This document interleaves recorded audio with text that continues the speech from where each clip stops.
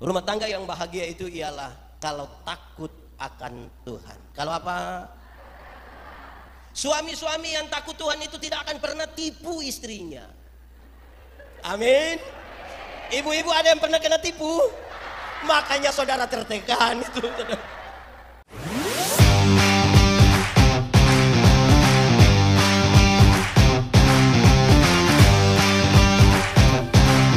Ya Tuhan Allah, kami mohon kepadamu, kuatkanlah dan teguhkanlah iman kami, supaya waktu di mana kami belajar firman Tuhan, biar ini menjadi waktu yang paling baik buat kami.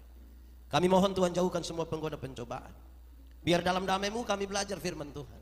Kami mohon Roh Kudus menolong kami hari ini, bukan saja untuk mengerti firman Tuhan, tapi lebih dari itu kami dimampukan menjadi pelaku-pelaku firman-Mu.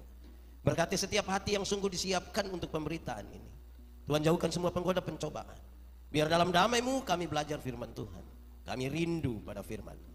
Berfirmanlah bagi kami Tuhan. Di dalam nama Yesus firman yang hidup itu kami berdoa. Amin. Mari silakan duduk semuanya. Bapak Ibu Saudara-saudara, Shalom. Dalam sukacita kita di hari ini, puncak perayaan pelayanan kaum perempuan GKST di Jemaat Efata, kita dikasih tema yang baik ini, keluarga bijaksana di tengah badai. Hari Shalom. Memulai khotbah ini saya ingin mengatakan dua hal. Pertama, saudara, saya diminta untuk perkenalan dulu. Ya, saya Pendeta Yandi Menobe. Saya orang Timur, lahir 100 km dari kota Kupang, Soe namanya. Saya pendeta Gemit per tanggal 24 Oktober kemarin. Saya pas usia pelayanan sebagai pendeta itu 18 tahun di Gereja Masih Injili di Timur, tambah vikaris, jadi saya melayani kurang lebih 20 tahun di wilayah pelayanan Gemit. Istri saya 3, anaknya itu juga saya punya anak itu.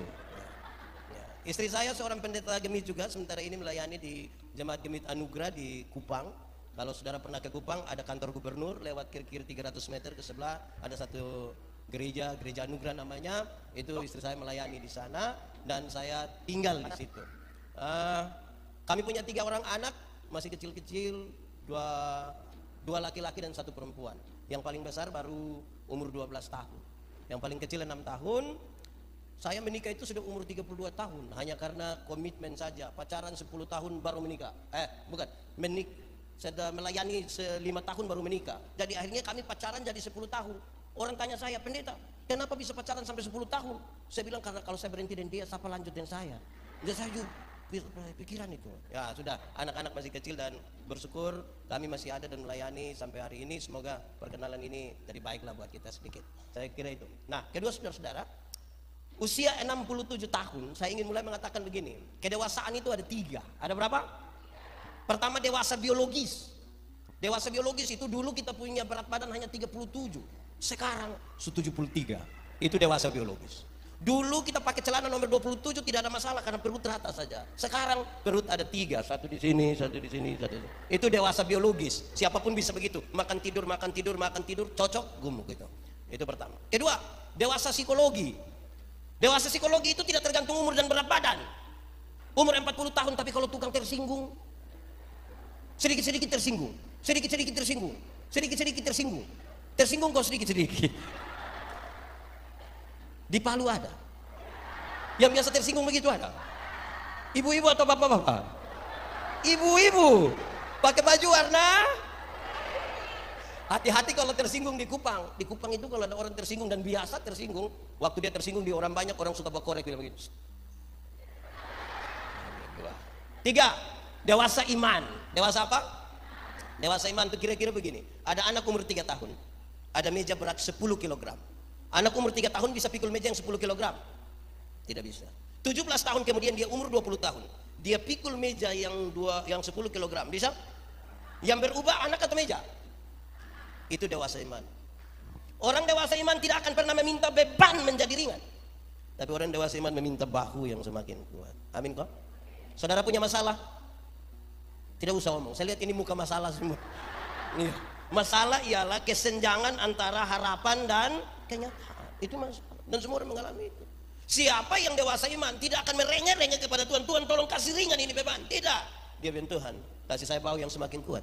Karena kalau Tuhan izinkan ada masalah, Tuhan tahu seberapa kuatnya saya. Amin kok? Karena itu orang dewasa iman tidak akan pernah meminta orang lain berubah. Tapi siapa berubah? diri sendiri. Kadang-kadang kita sibuk minta orang berubah, tapi kita jarang rubah diri sendiri. Amin. Di Palu ada di sini juga. Coba tunjuk coba. Jangan itu cari masalah itu. Oke, sebelum kita masuk di bagian ini saya mau kasih tahu saudara begini. Tuhan Allah sudah, waktu kita ikuti kisah penciptaan, Tuhan Allah sudah cipta babi. Terus dia bilang baik. Waktu cipta ayam Tuhan bilang baik. Waktu cipta kucing dia bilang apa? Baik. Waktu cipta sapi dia bilang apa? Baik. Tapi melihat laki-laki itu sendiri, Tuhan bilang apa? Tidak baik. Tidak. Semua Tuhan bilang baik. Waktu lihat laki-laki itu sendiri, Tuhan bilang apa? Tidak. Itu berarti laki-laki itu tidak cocok dengan babi. Iya. Tidak cocok dengan ayam, tidak cocok dengan sapi. Laki-laki itu hanya cocok dengan pertanyaannya masih cocok. Sekarang ini masih cocok. Di Kupang itu cara menyebut cocok itu ada 3. Pertama, kalau kita bilang begini, cocok. Saudara tahu artinya? Cocok itu, pas itu, klop itu, mantap itu, seras itu. Kalau kita bilang apa? Cocok. Tapi kalau kita bilang begini, cocok. Bisa tangkap artinya?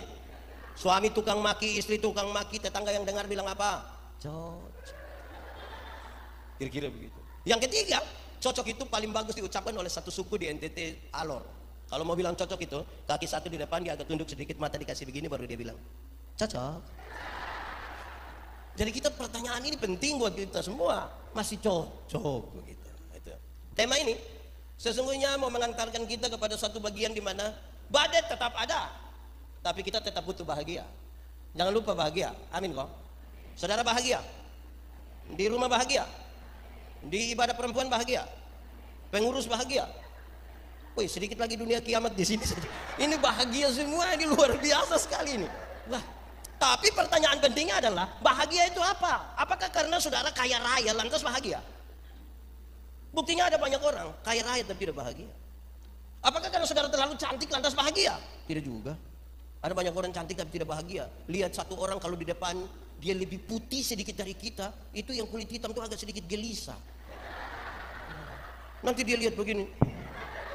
Padahal ada lagu dulu bilang biarlah yang hitam, jangan harapkan dari pun mau pakai oker juga tidak bisa. Saudara pakai pemutih, minta maaf hanya di wajah saja, leher ke bawah gelap lagi dan saudara tidak bahagia, saudara tidak bahagia. Ini cantiknya belum tentu bahagia. Ya. Lalu pertanyaannya adalah apa kata Alkitab tentang bahagia? Pembacaan tadi mengisyaratkan dengan sangat baik untuk kemudian kita ukur. 1, rumah tangga yang bahagia itu ialah kalau takut akan Tuhan. Kalau apa? Suami-suami yang takut Tuhan itu tidak akan pernah tipu istrinya. Amin. Ibu-ibu ada yang pernah kena tipu? Makanya saudara tertekan itu. Suami-suami yang takut Tuhan itu tidak akan pernah menampar istrinya walaupun dia sangat marah. Saya mau tanya, di Palu ini ada suami-suami biasa pukul istri? Kok ini semangat sekali ya? Ya, atau saya balik pertanyaannya, ibu-ibu yang biasa kena pukul dari suami boleh angkat tangan? Jangan. Berani angkat tangan pulang kena pukul ulang. Saya tidak tanggung jawab di situ. Yo, saya mau tanya ibu-ibu, kalau kena pukul tiap hari bahagia?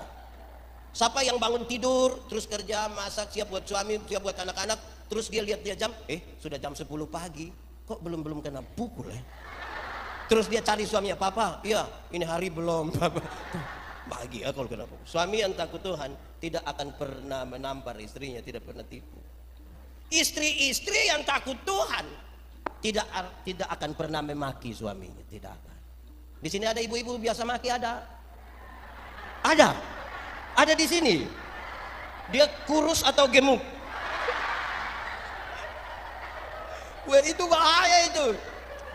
Saudara, tidak boleh maki, tidak boleh.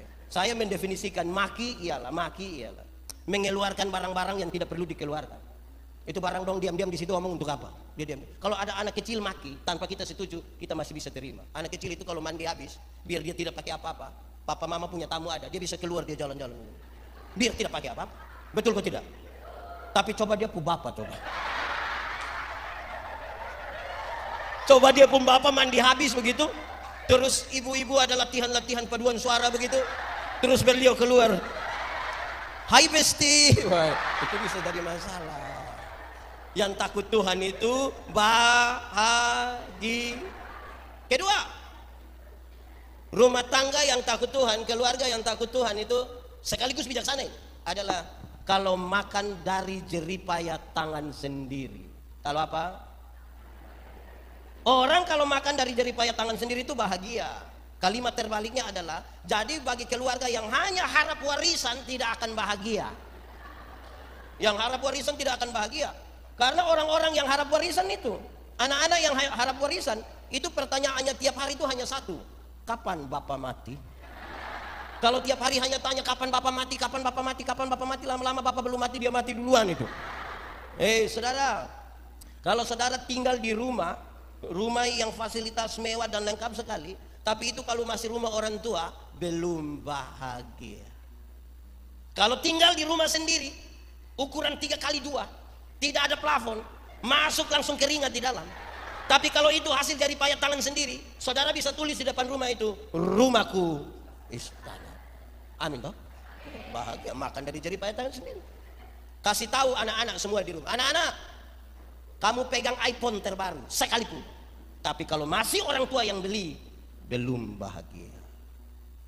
Anak-anak, kamu pegang Nokia 3315 yang dia punya bunyi bilang tidit tidit tidit tidit, tapi kalau itu beli dari hasil keringat sendiri, orang telepon, kita buka speaker, volume kasih habis, tidak usah angkat. Orang tanya, Pak ada telepon? Tidak usah, biar kamu tahu saya ada HP. Makan dari jari payah tangan sendiri itu bahagia. Saya mau tanya ibu-ibu, ada yang punya mantu tinggal di rumah? Ada. Makanya saya lihat ibu-ibu tertekan toh, karena tinggal sama-sama mantu. Harus makan dari jari payah. Di sini ada juga tinggal di mertua. Wah, tidak bahagia. Tidak itu. Saya ingat dulu belum ada handphone, masih pakai telepon rumah. Ada yang telepon ke rumah. Shalom om, shalom. Saya pun bapak yang ambil. Shalom om, shalom. Bisa bicara dengan Yandi. Bapak bilang Yandi tidak ada. Tapi betul ini Yandi perumah. Bapak bilang tidak. Ini saya perumah. Tapi Yandi kasih tahu kalau ini dia punya rumah. Bapak bilang tidak. Dia itu hanya menumpang saja di sini. Karena itu berulang beberapa kali. Satu saat saya tanya Papa, yo, kenapa setiap kali orang tanya, Papa bilang ini bukan saya perumah. Sebenarnya saya ini anak siapa? Terus Papa bilang begini, lu dengar. Kamu saudara laki-laki 3 orang. Kalau engkau punya kakak pertama, kawin satu perempuan baru datang di ini rumah karena dia rasa dia punya rumah. Kakak nomor 2 kawin itu satu perempuan baru datang lagi di sini kan dia rasa dia perumah. Engkau juga kawin satu perempuan bawa lagi di sini kan engkau rasa engkau perumah. Kita tinggal tunggu kapan kamu 3 baku bunuh gara-gara ini rumah. Padahal ini rumah, saya perumah. Waktu dengar begitu dia pun sakit di mana? Sakit di mana? Di semua. Saya lahir besar di Soe, 100 km dari kota Kupang. Itu daerah dingin sekali. Kadang-kadang saya SMA masih main hujan es yang besar-besar. Orang Soe suka buat dapur kecil di belakang rumah untuk kasih hangat air, masak jagung. Kalau saya pulang, satu saat saya pulang dari Kupang, lihat papa sementara kerja itu dapur di belakang itu. Saya punya bapak itu guru olahraga. Guru olahraga kerja dapur, miring sekali. Tidak ada dia pelurus, tidak ada. Jadi dengan hikmatnya saya bilang, Papa kenapa tidak kasih lurus sedikit? Kenapa dia pun pintu tidak di sini, dia pun jendela tidak di sini? Saya punya bapak lihat saya lepas itu alat kerja, bapak lihat saya berdiam begini. Engkau yang omong hebat-hebat itu rumah di mana? Ini miring-miring begini tapi saya purumah. Nanti engkau punya usulan yang bagus itu tolong pakai di engkau purumah ya, jangan bisa. Waktu dengar begitu sakit di mana? Di mana? Tidak, di sini saja dia sakit. Saudara tahu satu saat saya beli motor. Saya parkir di bapak punya muka rumah. Bapak naik. Karena motor tinggi papa naik agak susah, papa marah saya. Kamu beli motor tinggi-tinggi buat saya naik susah setengah mati. Saya bilang, Papa yang omong hebat-hebat itu motor di mana? Makan dari jeri payah tangan sendiri itu apa sama-sama? Bahagia. Ketiga, rumah yang bahagia itu kalau istrinya seperti pohon anggur yang subur di rumah. Kalau istrinya seperti apa? Pohon anggur itu saudara menghasilkan anggur. Itu lambang sukacita. Itu lambang sukacita. Minuman bagi para raja yang berpesta. Istri itu kalau jadi sukacita bagi suami itu aduh bahagia itu. Jadi suami mau ke Surabaya, ke Jakarta, ke Denpasar, nginap di hotel bintang 5, spray dari Sutra, selimut dari Sutra, sarung bantal dari sutra, berbau harum sekali, tapi dia tidak lupa sarung bantal di mana? Rumah. Padahal mungkin bau ludah. Tapi dia, karena kebahagiaannya ada di mana? Di rumah. Istrinya seperti pohon anggur yang subur. Dia punya badan mau subur kok tidak, itu soal nomor 2. Tapi yang penting dia itu menjadi sukacita. Amin kok. Keempat, rumah yang bahagia itu saudara kalau anak-anaknya seperti tunas-tunas pohon zaitun. Pohon zaitun menghasilkan minyak zaitun. Dan salah satu fungsi terbaik dari minyak zaitun ialah menyembuhkan luka. Kalau anak-anak dapat menyembuhkan luka dari orang tuanya, rumah itu bahagia. Menyembuhkan luka itu ada 2. 1, kalau harapan-harapan dan cita-cita dari orang tua bisa dipenuhi oleh anak-anaknya, bahagia. Atau kedua, ketika orang tua lanjut usia dan sudah tidak bisa berdaya lagi, di kursi roda, di tempat tidur karena sudah lumpuh, masih ada anak yang sempat urus orang tuanya walaupun sedikit, bahagia atau tidak? Kenapa lihat saya? Ini ukuran kita bahagia atau tidak. Renungkanlah sekarang 4 hal ini ada dalam rumahmu atau tidak. Itu dia persoalan. Renungkan baik-baik, ada di situ. Tidak bisa ada yang mengatakan, Pak Pendeta saya begini-begini 25 tahun menikah Pak. Mau kasih takut siapa dari 25 tahun?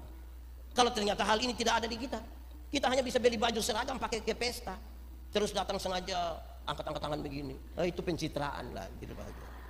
Oke, lanjut saya mau kasih saudara. Lalu Pak Pendeta, kami juga rindu 4 hal ini ada dalam rumah kami. Tapi bagaimana sekarang kami melakukan?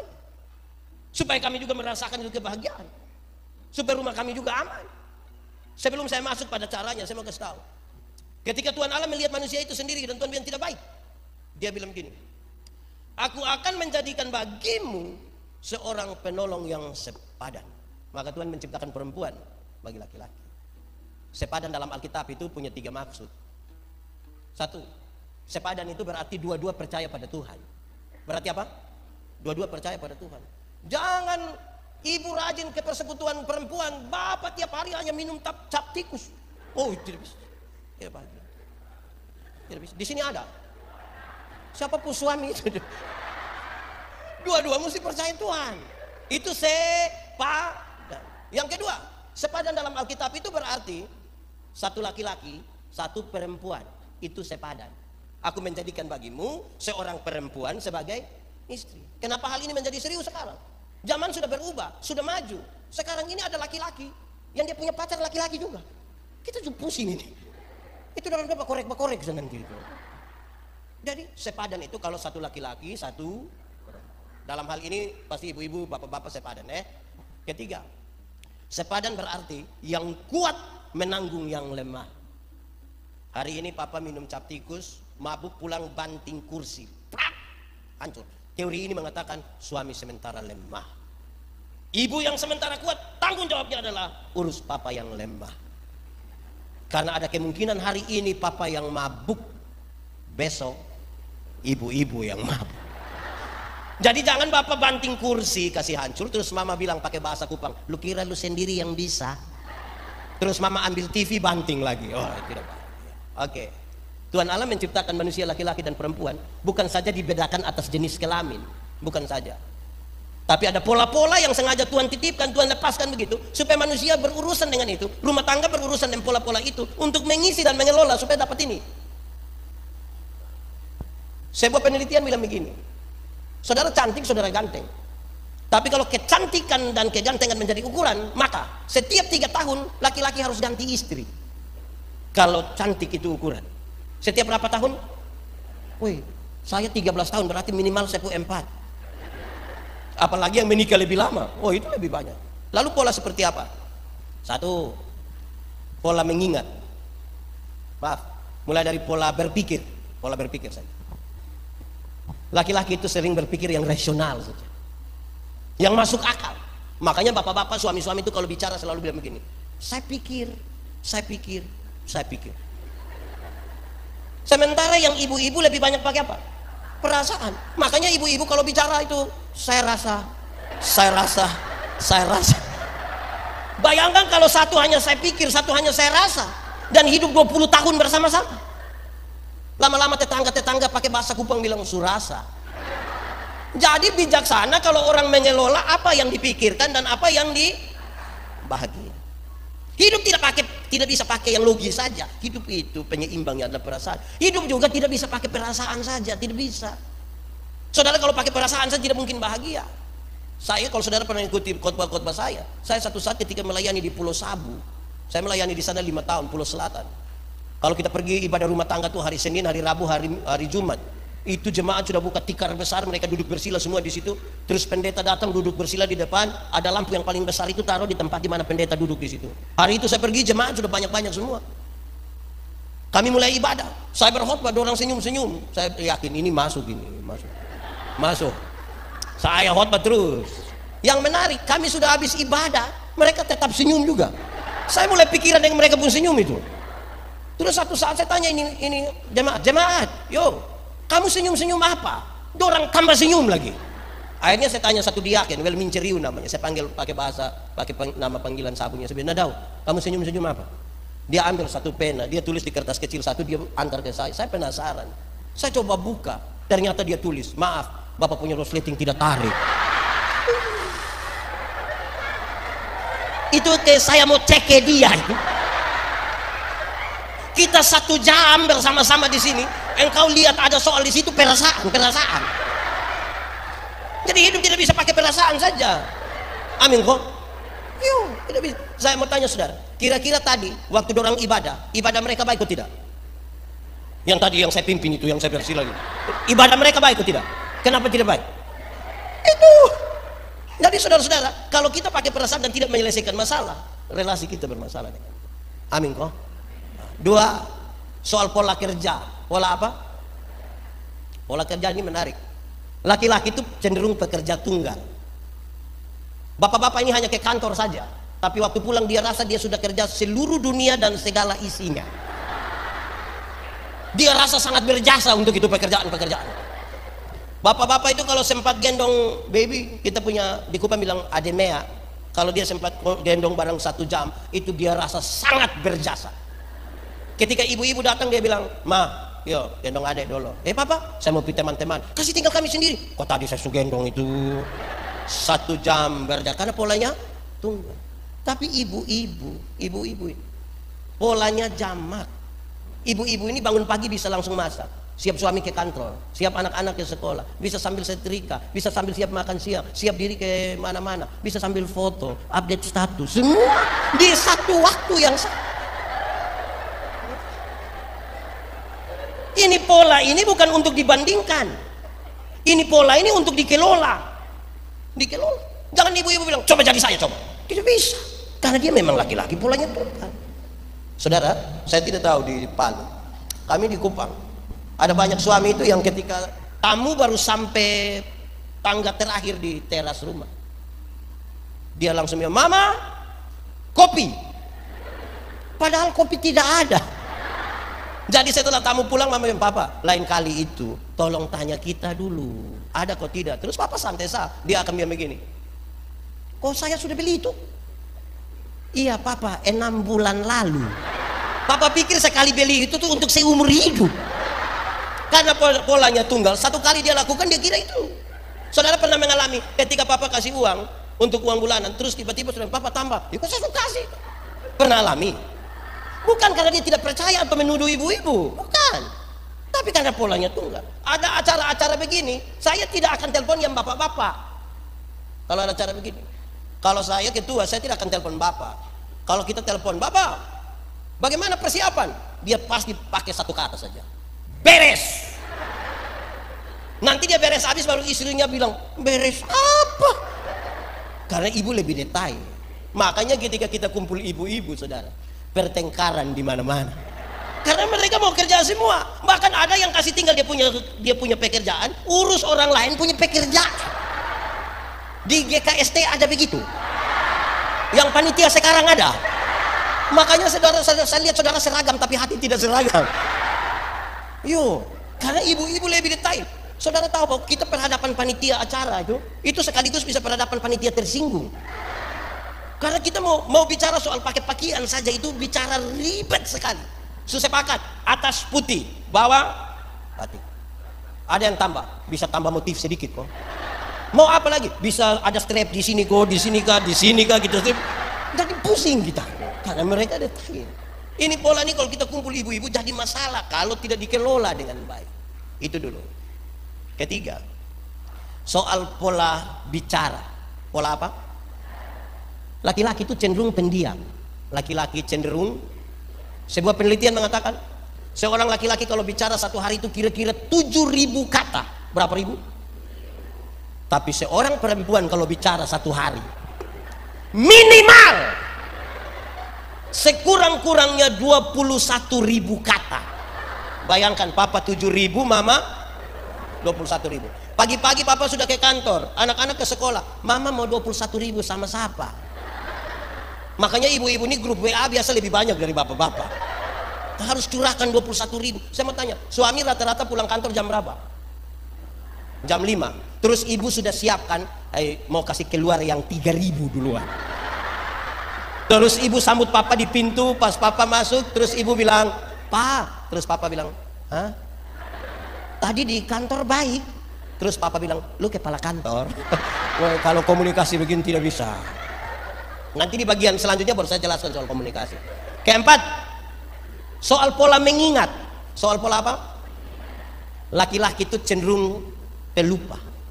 Laki-laki itu punya kecenderungan cepat lupa. Bapak-bapak ini, suami-suami ini, sekali dia kunci mobil, turun dari mobil itu kunci, tek, jalan 30 langkah, terus dia bilang, "Tidak tahu saya kunci mobil." Dia balik, dia kunci ulang. Karena cenderung. Makanya ibu-ibu mohon maaf, kami bapak-bapak ini kalau di luar rumah kami lupa kalau kami ada istri. Maksudnya kalau kami cerita dengan teman itu lupa kalau ibu-ibu ada tunggu. Tidak usah terlalu negatif juga dengan kami. Maksudnya begitu. Bapak-bapak itu cenderung cepat lupa. Tapi perempuan yang ibu-ibu itu ingatannya tajam sekali, setajam. Ibu-ibu itu kalau ada suami bilang begini, "Orang itu kayak saya, tidak pernah marah, saya punya istri." Pasti yang protes istrinya. Istrinya pasti bilang, "Tidak pernah apa?" "Memang tidak pernah." Ibu bilang, "Pernah." "Yang mana?" "Yang itu hari." "Itu hari mana?" "Yang tahun 1900 itu." Dia ingat. Ingatannya tajam. Ibu-ibu ini berani kita pinjam, dia punya Tupperware saja dia hafal. Itu hafal mati. Itu ibu-ibu sekali itu. Iya, saya mau tanya yang anak-anak dulu. Anak-anak, di sini tidak ada anak-anak. Oh, ada. Anak-anak, pernahkah sekali kamu periksa papa mama punya saku pakaian dinas begitu? Pernah? Yang paling banyak dapat di mama atau papa punya? Papa. Papa pasti lupa, 5.000, 10.000, 20 pasti lupa. Kamu jangan coba-coba periksa mama punya. Itu pekerjaan sia-sia. Dalam hal inilah mama seturut dengan Alkitab. Di mana hartamu berada, di situ. Ibu-ibu ini ingatan mengerikan. Ini pola. Saya mau kasih saudara, kalau saudara mampu mengelolanya dengan baik, bijaksana. Kalau saudara tidak mampu mengelolanya, ada kemungkinan saudara hanya sekedar tinggal serumah tapi tidak menikah. Status tercatat dalam negara kalau kita suami istri, tapi karena kita tidak mampu mengelola ini, ternyata kita hanya tinggal serumah, tidak lagi menikah. Oke, mari kita lihat. Pak Pendeta, yang tadi saya omong panjang-panjang itu baru pengantar. Ini baru masuk khotbah. Yang ini jadi baru masuk. Iya. Oke, Pak Pendeta, bagaimana sekarang kami jadi bijaksana? Bagaimana supaya di tengah-tengah badai itu kami tetap akan kuat sebagai sebuah keluarga? Ada satu dua kata di dalam pembacaan tadi yang saya kira cukup baik untuk kita bangun perenungan kita di situ.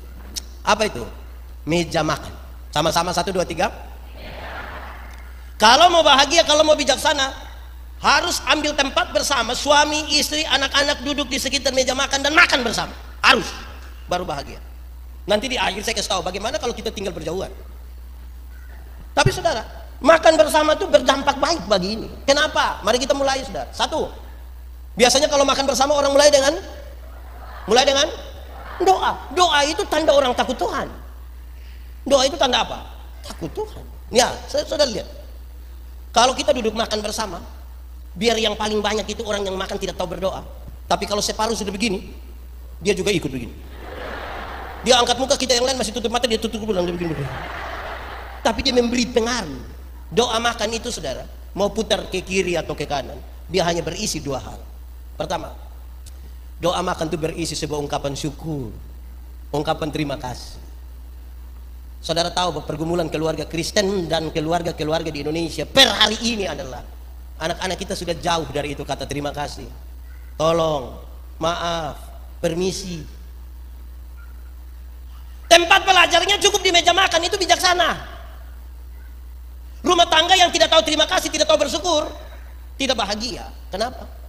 Saudara mungkin tahu bagaimana mengumpulkan uang yang banyak, tapi saudara tidak tahu cara menikmatinya, kan tidak bersyukur. Ada banyak orang tahu bagaimana menjadi sukses dan kaya, tapi dia tidak tahu cara menjadi bahagia. Kadang-kadang saya bilang begini, kumpul uang banyak-banyak tapi tidak pernah jalan-jalan di Surabaya. Nanti di Surabaya baru dia telepon saya, Pak Pendeta, yo saya di Surabaya, enaknya pesir-pesir. Tidak apa-apa, saya di rumah sakit Dr. Sutomo, Pak. Sudah dapat rujukan dulu baru bersyukur itu cara terbaik menikmati hidup, dan itu bijaksana. Kita jalan kaki kita berdoa, Tuhan, yo kasih saya sepeda satu. Kita ini kan selalu tidak puas kan? Hati manusia ini lebih luas dari isi dunia. Isi dunia sudah isi, di hati manusia tetap masih kurang karena manusia tidak puas. Untuk mengisi kekurangan itu butuh bersyukur. Latihannya cukup di meja makan. Jalan kaki saudara berdoa, Tuhan kasih saya sepeda satu. Tuhan kasih sepeda satu, dia naik 2-3 bulan dia berdoa ulang, Tuhan naik sepeda memang enak tapi tanjakan yang di situ itu. Oh itu saya pembeti hampir sama dengan paha. Jadi yang kau mau? Kalau bisa kasih saya motor satu, oh Tuhan. Tuhan kasih motor satu, dia naik 5-6 bulan dia berdoa ulang, Tuhan naik motor memang enak Tuhan, tapi saya punya istri berat 80. Anak orang 3 orang baru montok semua. Setiap kali motor bunyi ini 4 mau naik di motor, Tuhan. Motor bawa masalah baru dalam kami pun rumah tangga ini. Jadi yang kau mau? Kalau bisa kasih saya mobil satu kok Tuhan. Pick up juga baiklah. Tuhan kasih satu, dia naik 1 tahun dia berdoa ulang, Tuhan naik pick up memang enak. Ibu duduk di depan. Tapi kami punya anak perempuan yang pertama sudah kawin dengan orang di pulau sebelah Tuhan. Masa mau ke pulau pakai pick up? Jadi yang kau mau? Kalau boleh kapal feri satu saya tidak mau. Tuhan kasih satu, pergi ke pulau sebelah, lihat istri, lihat anak mantu, lihat cucu, pulang dia berdoa ulang, Tuhan naik feri bisa sampai sebelah sana Tuhan, tapi gelombang. Jadi yang kau punya mau? Kalau boleh helikopter satu. Tidak soal kita meminta, sikap kita terhadap berkat lebih penting dari berkat-berkat. Amin kah? Kita nggak badai. Sikap terhadap berkat lebih penting dari berkat. Mata yang hanya tertuju kepada berkat tidak akan pernah melihat sumber berkat dengan baik. Tidak akan. Ini tidak akan bahagia. Latihannya cukup di meja makan, berdoa. Rumah tangga yang tidak tahu terima kasih tidak bahagia. Saya mau tanya ibu-ibu, tolong jawab dengan baik. Kalau ibu orang buat kopi begitu terus suami bilang terima kasih, itu baik atau tidak? Saya mau tanya, siapapun suami yang ibu buat minum kopi terus suami bilang mama terima kasih, ada? Ada. Makanya saya lihat ibu-ibu ini muka tertekan semua. Hei, ini suami-suami dorang ini juga satu. Ibu buat kopi dorang tidak terima kasih, tapi istirahat kantor kalau mereka makan di warkop begitu sudah bayar lagi terima kasih lagi. Kadang-kadang janji besok saya datang bapak-bapak, coba sebentar pulang itu, coba waktu mama siap habis makanan untuk makan malam. Coba pas mama siap habis, papa bilang, mama terima kasih. Itu mama pikiran. Pasti mama pikiran. Pikirannya tertuju pada 2 hal. Pertama, dia akan berpikir begini, tidak tahu roh apa naik di bawah sampai tiba-tiba dia jadi begini. Atau yang kedua, jangan sampai mama pikir begini, jangan sampai ini hari terakhir. Karena tidak biasa. Tiba-tiba dia bilang begitu, nah mau bagaimana? Latihannya di meja makan. Kedua saudara, doa makan itu berisi sebuah pengakuan bahwa berkat-berkat ini Tuhan yang kasih. Tuhan terima kasih untuk berkat yang sudah tersedia. Ingat bahwa rumah tangga yang tidak pernah mengakui bahwa berkat-berkat yang dia dapat itu Tuhan kasih, rumah itu tidak bahagia. Kita yang tanam, kita yang siram. Siapa memberi pertumbuhan? Siapa memberi hasil? Jadi kalau kita tidak mengakui berkat-berkat yang ada pada kita Tuhan kasih, kita tidak akan pernah bahagia.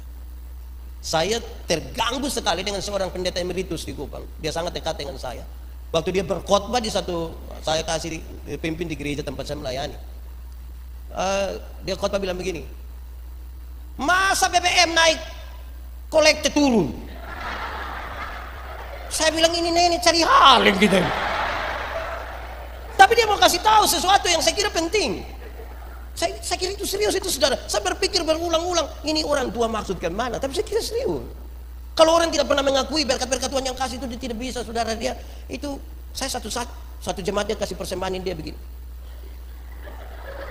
Saya bilang kenapa harus begitu? Dia bilang, Bapak tangan kanan memberi, tangan kiri tidak boleh tahu. Saya bilang iya tapi saya tahu. Bapak tahu apa? Saya tahu itu 1000. Makanya engkau begini. Karena 1000. Kalau 100.000 tidak mungkin begini. Begini.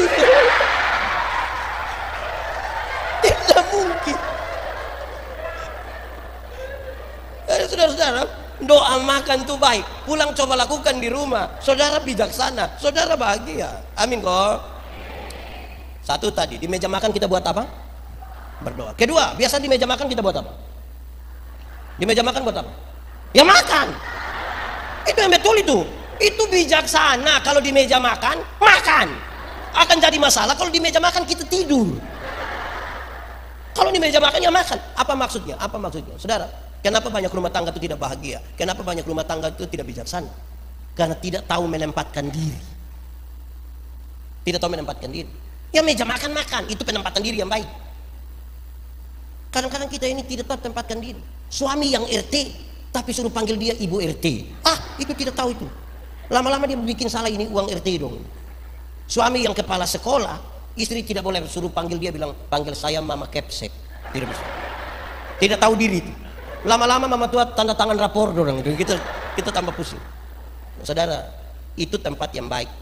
Kita belajar menempatkan diri. Jangan kasih tahu suami itu. Jangan bawa pekerjaan kantor ke rumah. Jangan bawa. Kalau bawa ke rumah, tunggu istri anak-anak tidur baru kerja. Tapi Pak Pendeta, saya ini orang sibuk. Kalau Bapak terlalu sibuk tidak usah nikah. Di kantor saja. Bayangkan dia bawa pekerjaan kantor kerja di rumah, terus anak yang umur 1-2 tahun itu kepingin main-main sama dia pun papa, naik-naik di sini.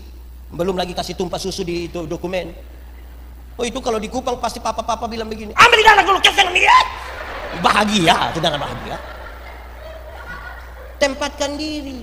Ibu-ibu, di sini tidak ada ibu-ibu. Ibu-ibu, ada masalah di rumah tidak usah muat di Facebook. Itu tidak tahu tempat. Di sini ada. Itu ibu ada di sini. Coba tunjuk itu ibu. Ada tempat suami istri itu bicara dia pun persoalan, bukan di Facebook. Saudara tahu, kalau seorang perempuan termasuk istri-istri buat status sakit hati, banyak laki-laki pura-pura jadi dokter.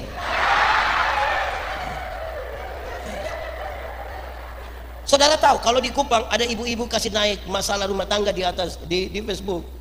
Itu orang punya komentar tuh hanya menuju ke 2 hal. Pertama, orang komen bilang begini, kenapa lai sai? Kenapa sayang? Kira-kira begitu Yang kedua, dia punya teman-teman yang cerewet yang 21.000 itu. Kalau komen akan pakai bahasa Kupang bilang begini, saya punya suami yang begitu, ikat batu di leher, buang di laut. Saudara bayangkan kalau tiap kali muat status itu yang komen macam-macam begitu itu. Kita bisa hancur, kita berumah itu. Betul kok tidak? Iya. Saudara mulai banding-banding nanti. Ibu-ibu, jangan banding kita pun suami dengan orang lain pun suami. Amin kok. Tidak bijaksana. Kita menikah dan dia pun baik dan dia pun tidak baik juga. Membanding-bandingkan itu tidak baik. Saya mau tanya, ibu-ibu senang kalau suami banding ibu-ibu dengan ibu-ibu lain? Pas pulang-pulang dari ini acara terus ibu ini suami bilang begini, Ma, kenapa mama tidak sama dengan ibu di sebelah? Itu apa yang nanti ibu-ibu bilang, lu pindah di sebelah, mana itu tidak bagus. Saudara, satu saat kami Natal di kampung di pedalaman, saya melayani 3 tahun di satu tempat di pedalaman sekali di timur. Kami Natal dengan 2 TKW. Kami makan kue seragam, dia pun nama kue Solo, besar ke piring. Saya tidak tahu orang pakai tepung apa, yang pasti kami kunyah itu kayak kunyah karet itu. Tidak habis-habis. Tidak habis-habis. Pusing-pusing kunyah-kunyah begitu. TKW 1 bilang begini, Bapak, kalau kami Natal di Hong Kong, itu saya lihat dia, Yang satu yang bapak kalau kami Natal di Macau, terus ini kita di Timor. Yang engkau harus lakukan adalah bawa itu Hong Kong datang. Kalau tidak kamu dua berangkat ke Hong Kong.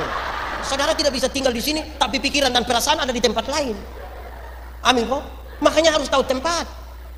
Nah kita ini kadang-kadang tidak tahu tempat. Makanya belajar di meja makan. Orang kalau tidak segera ambil keputusan dia terganggu dalam hidup. Ya. Saya mau tanya saudara coba. Masak Indomie itu cepat atau lama? Lama atau cepat? Cepat atau lama? Teorinya cepat. Kalau tidak segera ambil keputusan dia jadi lama. Kalau saya bilang saya punya istri, "Ma, yo, saya mau makan Indomie." Terus ibu lari ke dapur 2-3 menit dia datang tanya saya, "Pak, yo, mie goreng kok mie kuah?" Terus saya bilang mie kuah mama. Terus ibu ke belakang 2-3 menit dia datang tanya lagi, "Kuah banyak kok sedikit?" "Taruh saja banyak, tidak apa-apa." Ibu ke belakang 2-3 menit datang tanya, "Pakai sayur kah tidak?" "Mama taruh saja." Ibu ke belakang 2-3 menit datang tanya, "Pakai telur kah tidak?" Lama-lama kita tidak makan. Kita hanya bertanya saja. Jadi di meja makan tuh tempat kita menempatkan diri. Saya mau kasih tahu, ibu-ibu. Saya senang lihat ibu-ibu dong pakai kebaya begini, ini cantik-cantik begini, bagus. Tepuk tangan dong untuk ini ibu. Yo, ini tahu kita datang di gereja pakai pakaian bagus-bagus toh? Iya toh? Satu saat saya punya video satu mungkin saudara dengar ketika saya bilang begini, ibu-ibu, nona, bisa pakai pakaian mini-mini datang di gereja apa tidak? Orang bilang bisa. Kenapa bisa? Karena Tuhan melihat hati, bukan melihat pakaian. Saya bilang apa? Tuhan lihat hati, bukan lihat pakaian. Iya betul, tapi itu Tuhan. Saya pendeta ini lihat pakaian, bukan lihat. Kau kira kau sendiri dengan Tuhan? Atau mau ke Tuhan sekarang? Ibu-ibu orang pakai mini-mini begitu di situ. Kami bapak-bapak yang di depan ini pikiran. Itu kami lihat juga salah. Tidak lihat. Ya iya lebih salah lah. Jadi itu tahu tempat toh? Amin kok tidak? Kasih tahu anak-anak nona, kasih tahu ibu-ibu. Tidak usah pakai legging itu datang ke gereja. Tidak tepat itu. Iya toh? Mau kasih takut siapa yang kita pun betis dong. Pakai saja begini, cantik-cantik, bagus-bagus. Jalan lagi teratur sekali mungkin ini. Bagus. Itu tahu tempat. Betul kok tidak? Kadang-kadang kita tidak tahu tempat. Itu latihannya cukup di meja makan. Amin kok. Itu latihan yang terbaik begitu. Pakai pakaian begitu. Saya mau tanya ibu-ibu dulu. Ibu-ibu tahu kok tidak kalau kami bapak-bapak yang suka lihat ibu-ibu orang pakai pakaian bagus-bagus ini, tahu kok tidak? Tahu kok tidak? Nah bagus. Kalau tahu begitu baik. Banyak ibu tidak tahu. Dia kalau ke pasar itu dia pakai bagus sekali. Bagus. Mentereng betul. Di rumah paling-paling dia pakai daster. Itu juga robek di sini. Kita omong, "Mama, ganti itu daster kali." Kok hanya di rumah saja? Karena itu ibu-ibu, mulai besok itu di rumah pakai jas.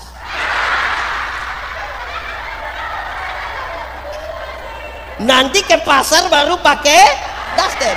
Itu terus sudah ke rumah sakit sudah langsung. Tapi saya ingin kasih tahu begini, saudara. Kita butuh tahu tempat kita.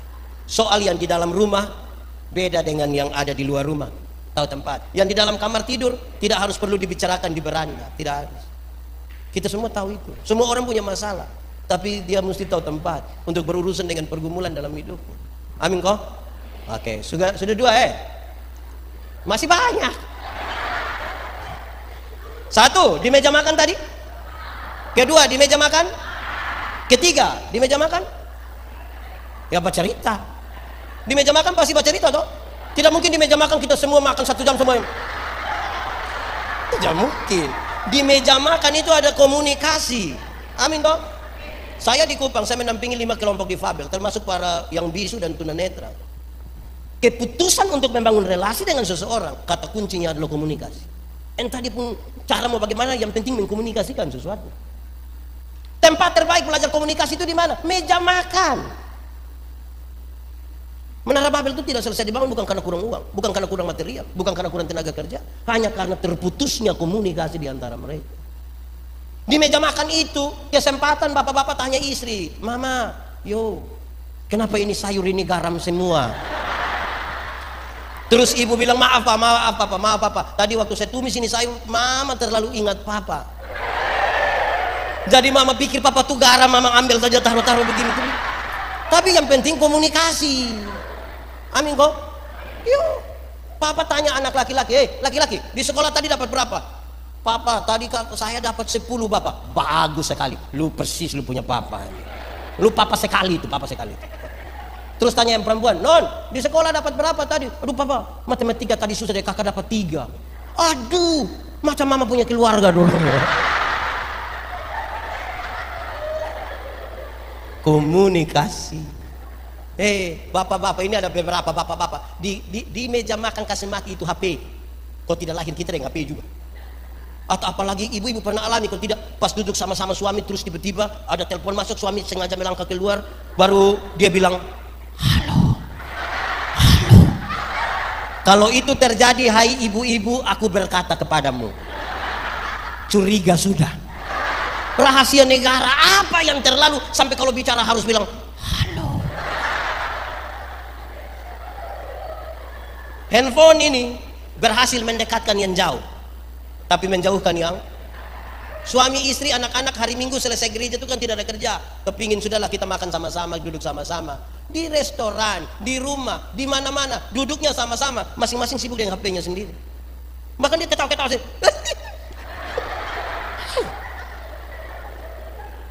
Bisa kasih mati. Amin. Komunikasi. Bapak-bapak, ini puji sedikitlah kita pu istri. Iya, mama sudah beli habis celana yang agak ketat sedikit begini. Sudah ke salon, sudah sanggul begini, lewat-lewat begini. Ya omong apalah begitulah. Paling tidak bilang, mama macam mahasiswa. Mama malu-malu, mama bilang mahasiswa apa? Mahasiswa DO lah. Ini ibu boleh pergi datang begini, papa bilang, mama ini macam setrika rusak saja. Tidak bisa, puji sedikit.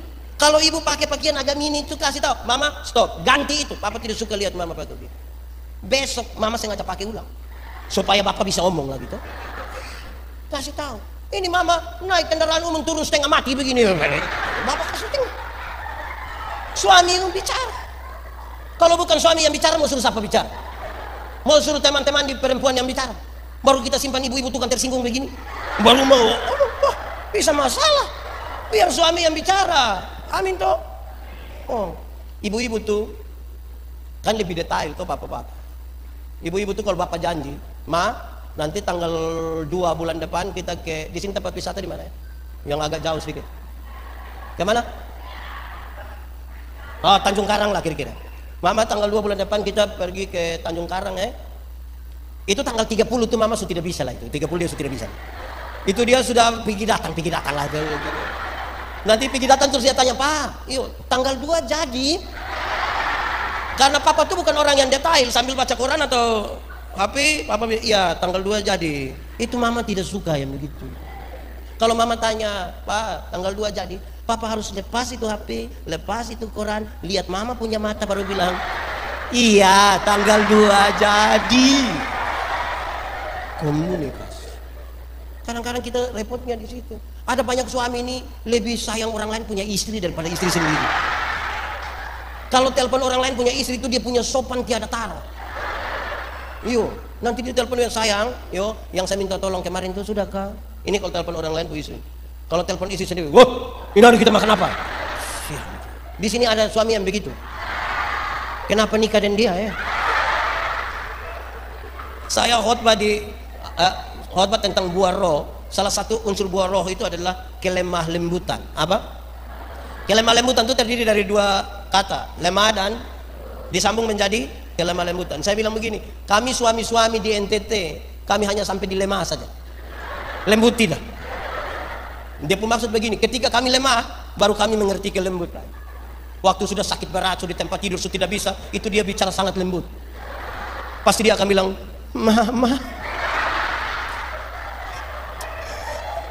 Mama terbaik.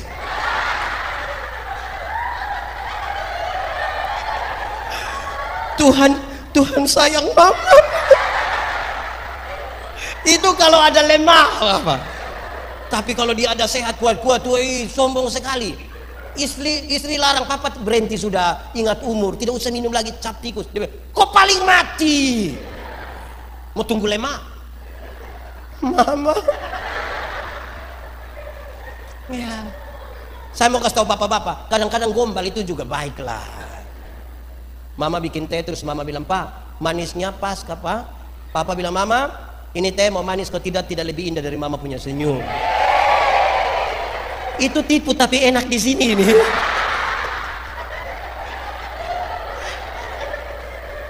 Tapi ibu-ibu, saya mau kasih tahu ibu-ibu. Kalau suami pulang, kalau suami bilang begini, Mama, makanan di mana?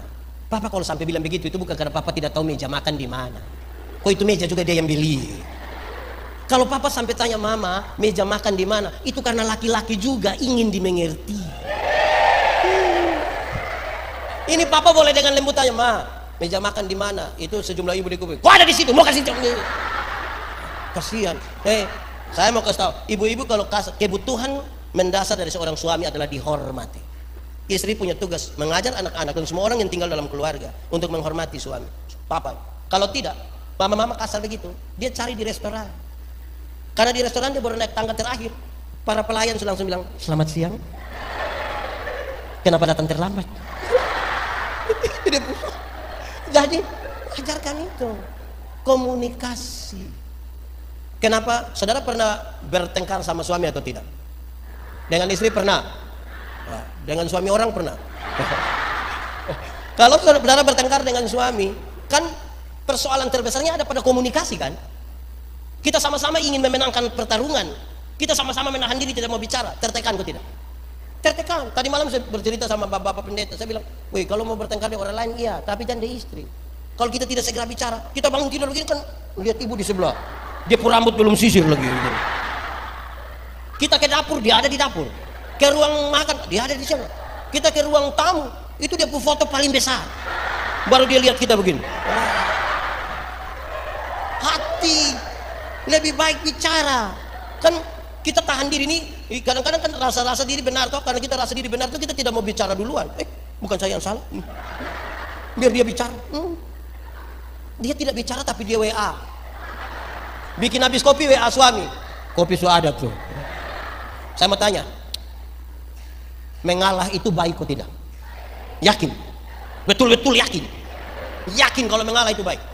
Kalau begitu saya mau tanya, setiap kali suami istri bertengkar siapa mengalah duluan? Ibu atau bapak? Bapak atau ibu? Ibu atau bapak?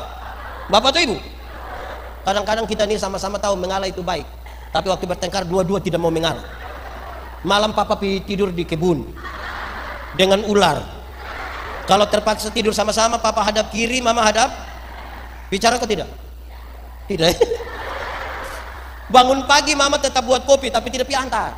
Mama panggil anak kecil terus mama bilang begini, Lor antar kasih papa Papa terima kopi di ruang tamu, papa bilang, mama yang suruh kan. Terus ini anak dari ruang tamu datang, dia punya mama panggil, papa bilang apa? Untung itu anak bilang, kenapa kamu dua tidak ngomong langsung, kok harus lewat? Kalau kita bertengkar, masalah kita ada pada komunikasi. Makanya kalau komunikasi tidak beres dalam rumah tangga, kita sangat tidak bijaksana. Ingat, tidak ada hal yang tidak bisa terselesaikan dari sebuah komunikasi. Saya mau tanya, ibu-ibu dong waktu urus acara puncak hari ini ada masalah di mengurus itu kok tidak? Ada kok tidak? Tidak ada. Berarti ibu-ibu dong dia ada kok tidak di panitia? Kan dia pun soal cara kita mengkomunikasikan kan? Maksud benar, cara mengkomunikasikan salah jadi masalah. Betapa sentralnya komunikasi dalam rumah tangga. Kalau tidak saudara-saudara, kita kacau, tiap hari kacau. Bahkan tidak beres. Apalagi bapak-bapak dan mama-mama tahu. Ada teori bilang begini. Laki-laki melihat perempuan, tapi perempuan melihat perempuan. Laki-laki melihat, tapi perempuan melihat. Maksudnya begini, kami suami-suami, kami bapak-bapak ini kalau duduk sama-sama, tiba-tiba ada perempuan cantik satu masuk, itu serempak kami punya kepala akan begini. Tapi kalau lihat begitu, istri ada di sebelah dan lihat begitu akan jadi masalah. Perempuan cantik itu masuk, kami pun kepala tetap. Hanya mata yang ikut. Laki-laki melihat perempuan, tapi perempuan melihat perempuan. Ibu-ibu perempuan duduk sama-sama begini, ada laki-laki ganteng satu masuk, biasa-biasa saja, tidak istir, ringan, standar. Tapi jangan coba-coba yang masuk itu perempuan. Jangan coba-coba yang masuk itu ibu-ibu. Rok agak pendek, tas agak besar, sepatu agak tinggi. Saudara lihat ibu-ibu punya siku sama bibir. Untuk mengkomunikasikan maksud kepada teman di sebelah, dia pakai siku, dia begini. Dari sebelah lihat dia pakai bibir, bilang.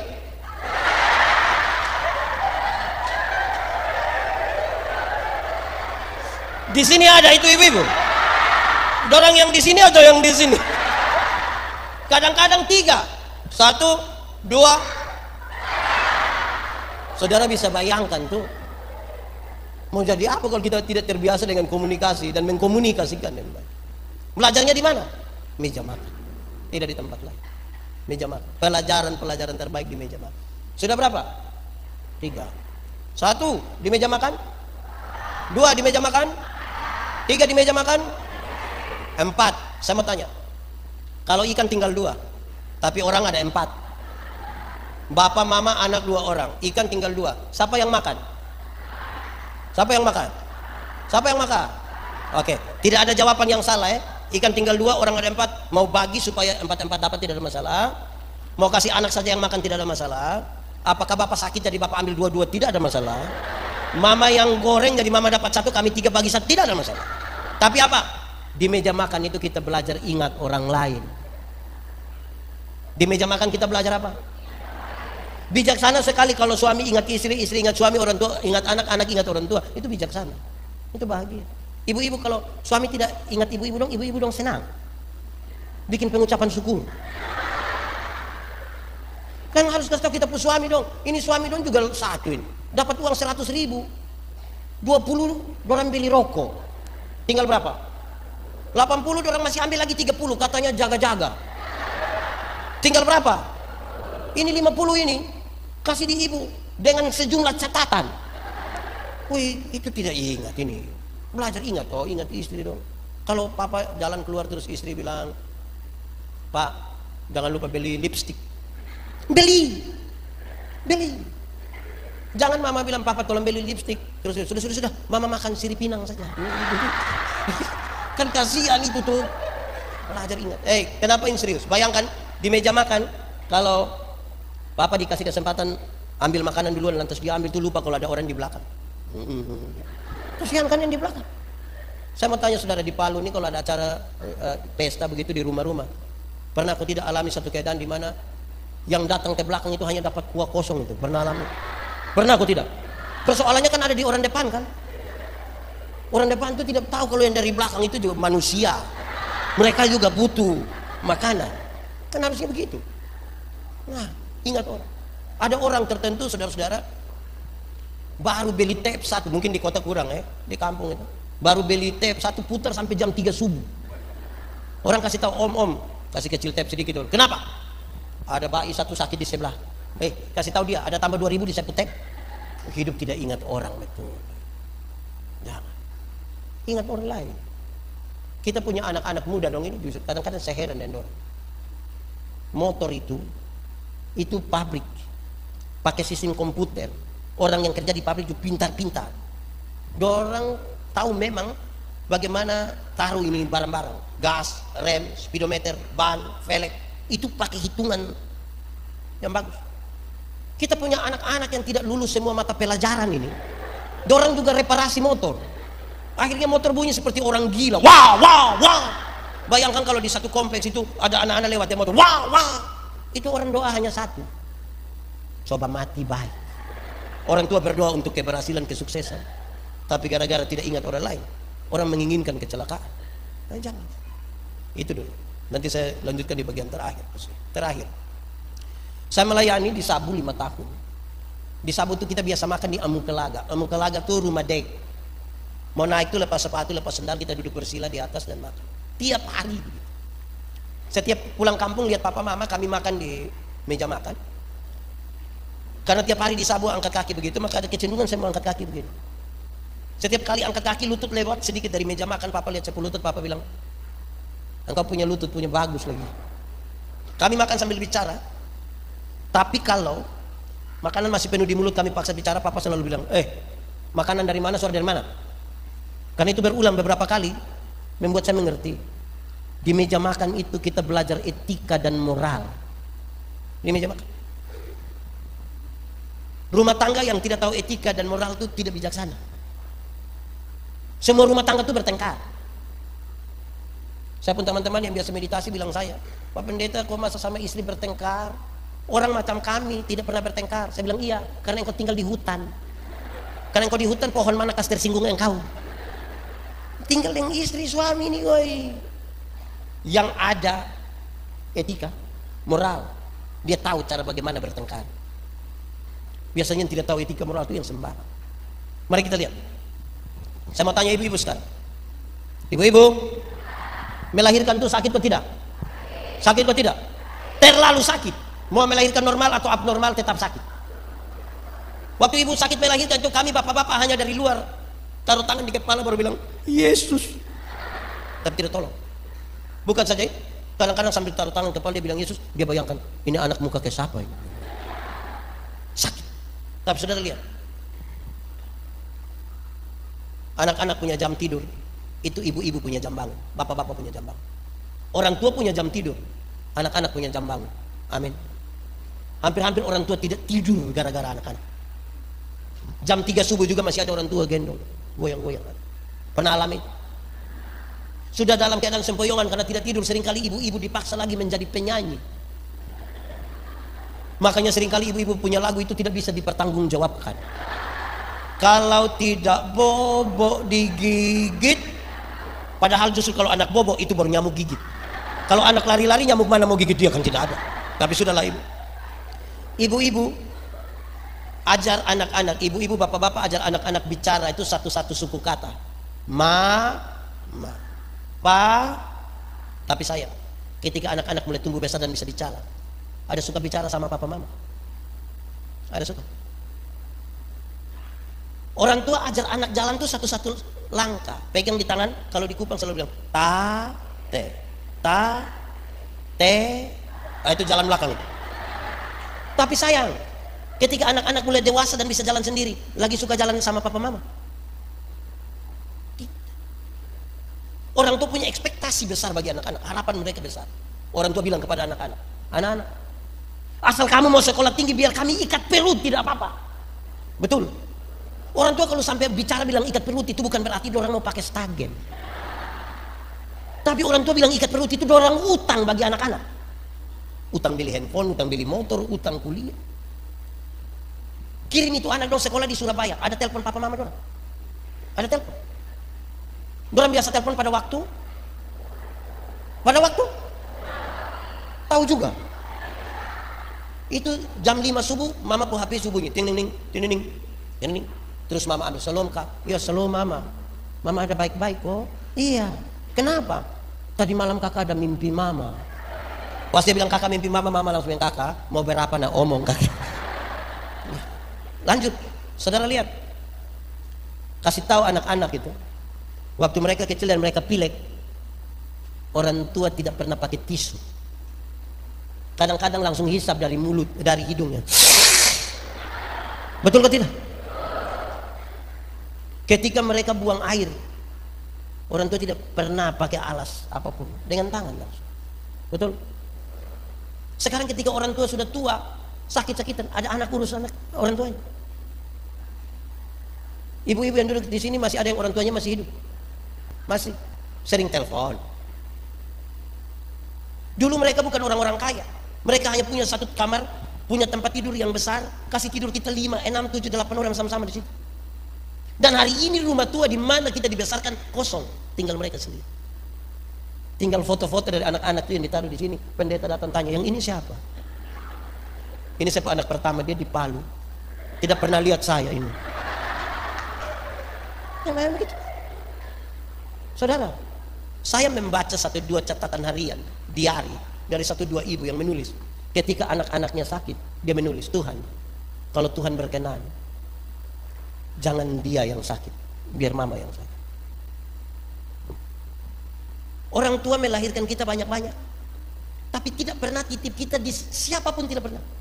Tapi per hari ini ketika anak-anak yang banyak mulai sukses, dorang bisa sepakat titip orang tua di mana? Panti jompo. Saya mau kasih tahu saudara, kalau ada yang rencana titip atau sudah titip, kasih keluar, batal. Karena hari ini kita titip orang tua, besok-besok anak-anak kita titip kembali kita. Hidup ini hanya tukar siapa titip siapa. Saudara, orang tua, dorang selalu menginginkan yang terbaik. Kadang-kadang dulu mereka cerewet, tapi sekarang mereka tidak lagi bisa bicara.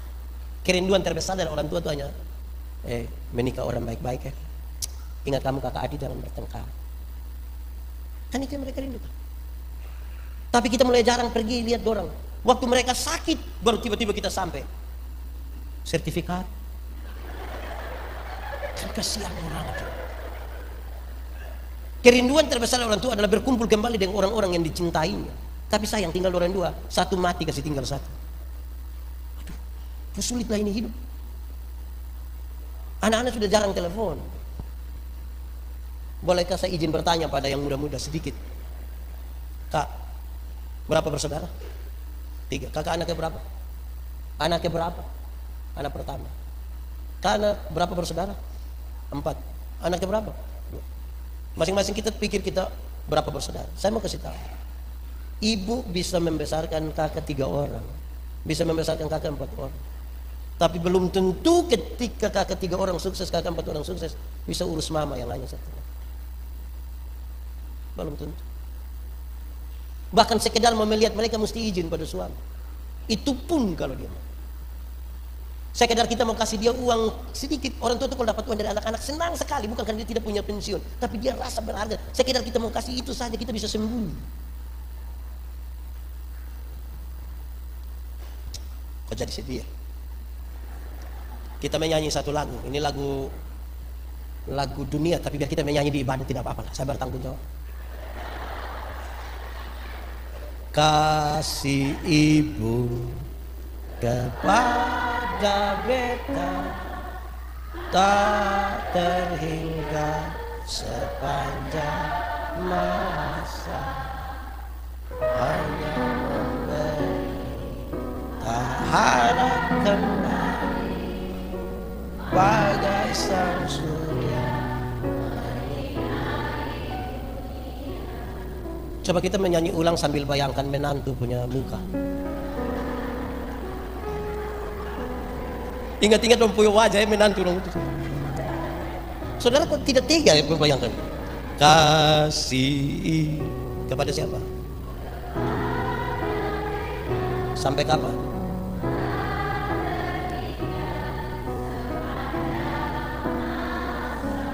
Hanya apa? Harap kembali kau tidak? Seperti apa?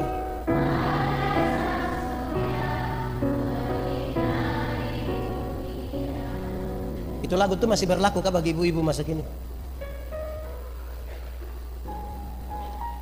Ada telepon orang tua kok? Ibu-ibu dulu itu ketika anak sakit itu dia langsung ambil air hangat, kompres itu.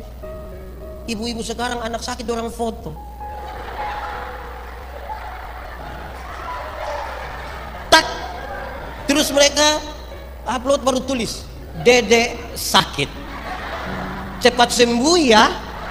Mama sayang Dede. Habis itu Dede punya foto 1, dia punya mama pun 30. Nah, saya tanya, masih berlaku kah itu lagu? Ibu-ibu sekarang masih jujur kah?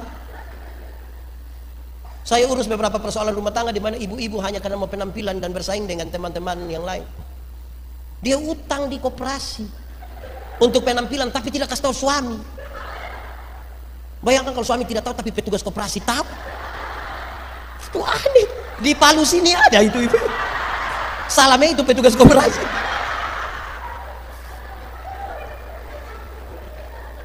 Saudara, kalau itu saudara lakukan sama kasih saudara, Tuhan tidak pernah menjanjikan lautan tenang. Bukan laut kalau tidak ada gelombang. Air yang tidak ada gelombang itu dia pernah apa? Aqua. Itu tidak ada gelombang. Tuhan janji, aku akan memberikan kepadamu kekuatan ketika engkau ada di tengah-tengah badai. Dia menjanjikan. Jadi soal bukan soal, cara kita menangani soal yang jadi soal. Ada satu waktu Contohnya Yesus bilang begini, barang siapa percaya kepadaku melakukan pekerjaan-pekerjaan yang aku lakukan. Berarti Tuhan Yesus buat apa? Dia melakukan itu. Ada satu waktu Yesus urus seorang perempuan berzina yang tertangkap. Hukum setempat mengatakan dia harus dilempar dengan batu sampai mati. Tuhan Yesus bilang begini, siapa yang merasa diri tidak berdosa silakan angkat batu dan lempar duluan. Ada yang lempar, mereka pulang. Tuhan Yesus bilang begini, dorang di mana? Dorang sudah pulang, Pak. Engkau pergilah dan jangan berbuat dosa lagi. Ketika Yesus bilang pergi dan jangan berbuat dosa lagi, Tuhan Yesus tidak kompromi dengan dosa. Dosa tetap dosa. Tetapi kepada perempuan pendosa ini Tuhan Yesus beri kesempatan baru. Bahwa masa lalu tidak bisa dirubah, tapi sekarang masa depan bisa dirancang di dalam nama Tuhan. Pertanyaannya adalah, suami-suami, kalau satu saat ketahuan istrimu berselingkuh dengan teman kantor, bisa urus apa pakai cara Yesus? Bilang kepada istri, mama, pergilah dan jangan berbuat dosa lagi. Itu banyak suami, pergilah dan jangan pulang lagi. Saya mau tanya, ibu-ibu, kalau satu saat ketahuan suami berselingkuh dengan teman kantor, bisa urus gak pakai cara Yesus?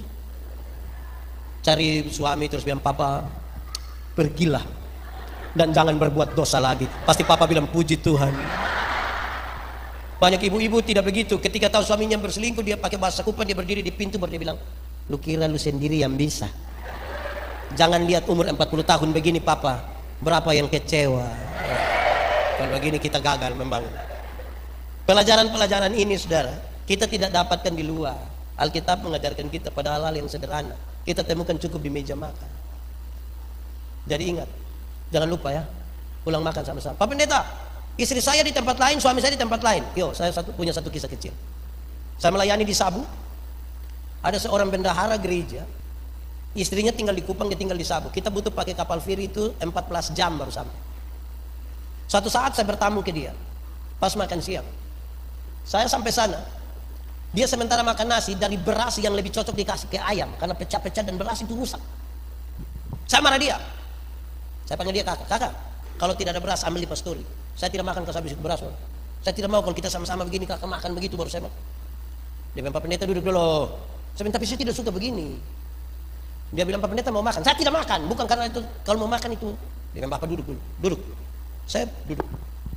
Datang dia cabut dia punya dompet, dia buang di samping depan di atas meja.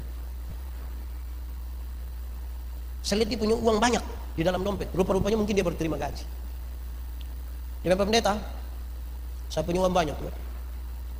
Saya bisa beli beras yang sangat mahal. Apalagi saya sendiri di sini. Tapi kenapa Bapak lihat saya makan beras? Kenapa? Karena istri saya dengan 2 orang anak saya di Kupang sementara makan dari beras segini. Tidak ada transportasi karena badai, karena itu saya tidak bisa kirim kasih mereka uang. Mereka makan beras ini. Tidak adil bagi saya kalau saya makan beras yang bagus dan istri saya makan beras ini. Tidak adil.